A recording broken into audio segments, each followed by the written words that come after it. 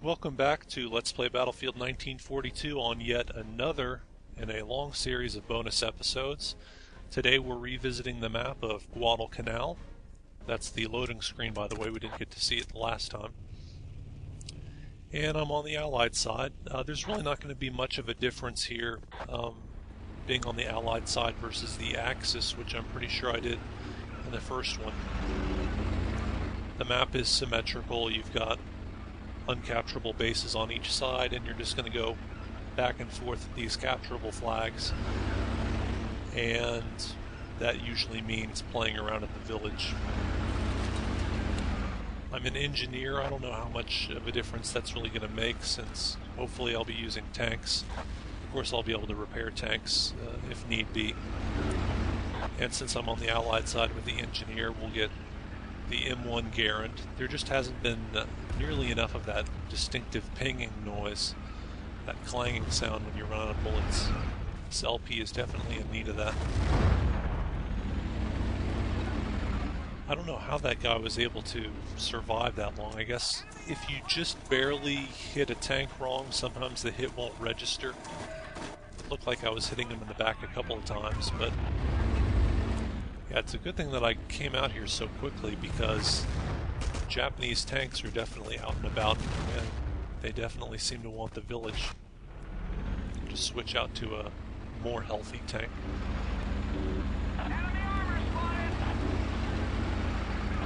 Alright, so we're starting out well. We haven't lost our mountain base, and we, I guess, captured the other mountain base plus the village, which is going to be the important one. Like I mentioned in the other Guadalcanal video, for some reason the village just seems to be, I guess because it's so accessible, it's very easy to get to compared to the other flags.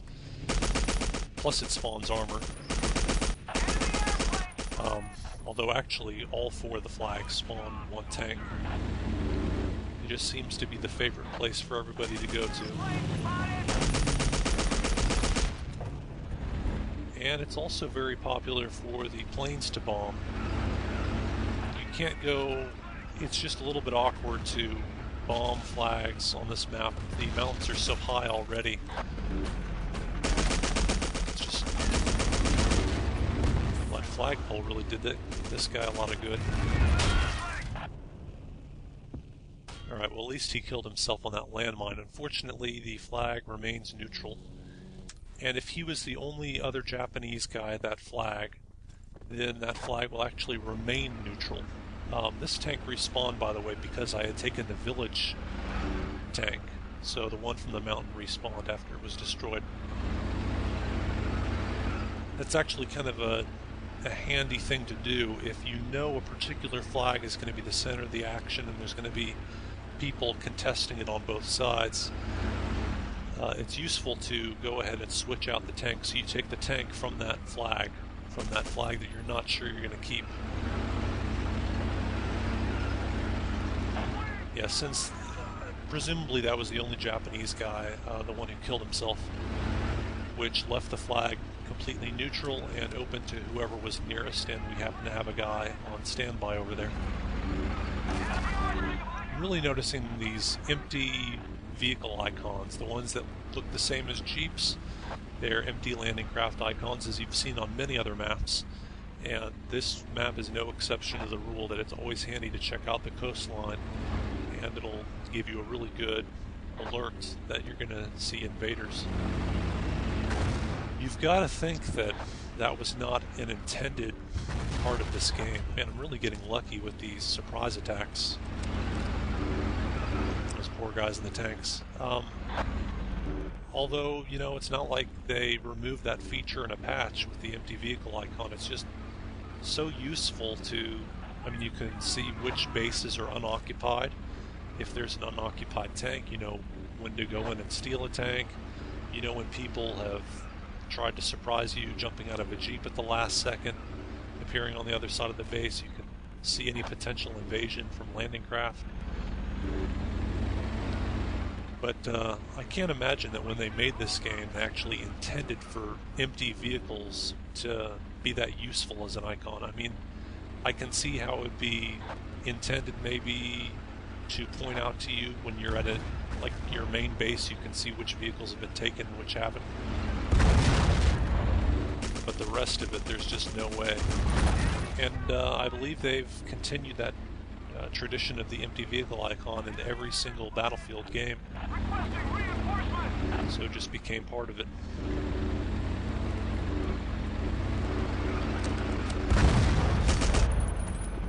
Infantry can spawn in any of these huts, although not all the huts are within this capture radius.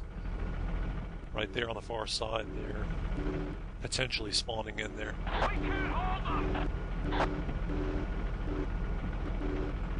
Seems like it's been longer than 10 seconds. Yeah, there's a guy in the other hut. Alright, that was a team kill from the enemy airplane. I presumably would have been able to kill that infantry, but if he was the last one, yet again, that flag is going to remain neutral. And this time, unfortunately, since I've been using the tank from this spawn point, it's not going to be back for a while. I'd really like to get over there and claim that flag before a Japanese guy gets over to it. Yeah, it's definitely been more than 10 seconds now, and the flag is still neutral, which means absolutely no one is over there. So that's a free capture. Enemy armor spotted. I need air support. And I don't know why there would be an empty tank icon now. Who would get out of the tank? Why wouldn't they go in and capture the flag?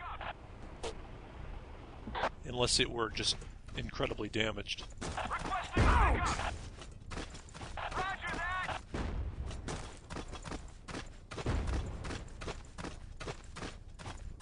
I just need to stay within the capture radius long enough to prevent him from taking that flag. Actually, I'm going to see about that tank. If it is damaged, then I'll be able to repair it. Yeah, it's heavily smoking. Rats. Okay, yeah, sometimes when it gets very, very low on health, the tank will explode. It just auto-destructs.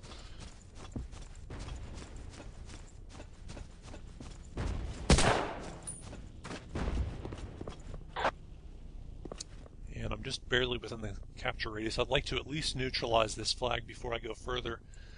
I'm probably going to get attacked by whoever respawns in really quick, but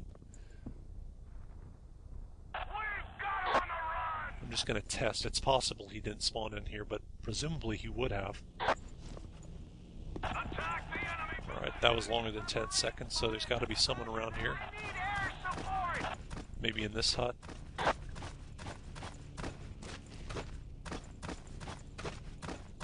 Yeah, there he is.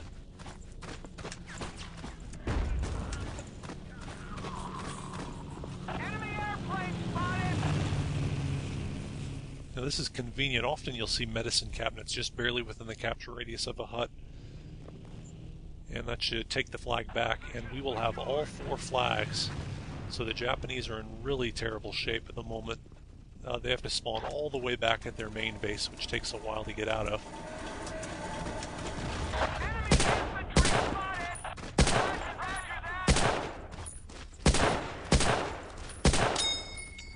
Alright, my aim was not exactly great, but I had just enough bullets.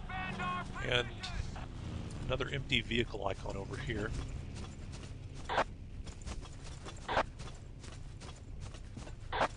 Stay tuned for part 2.